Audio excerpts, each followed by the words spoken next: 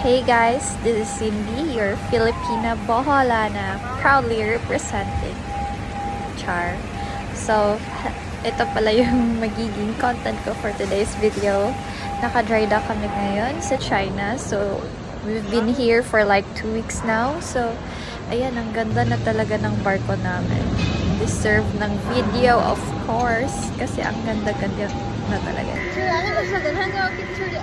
Ang barko, guys! So, syempre, stress sa work, kailangan mag-unwind sa labas. So, ito pala yung mall na pinuntahan namin. This is Huangpu Street.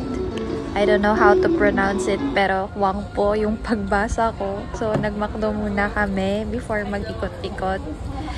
Ang sarap ng chicken burger. And of course, mag-matcha tayo. May iPhone. Isang bang, tigdo. Uuwin ko yan. Pero, masaya. Masaya. Sana all iPhone 16. Masaya. Masaya ang nagbodas. God. Pahimos na kay underway na sa tani.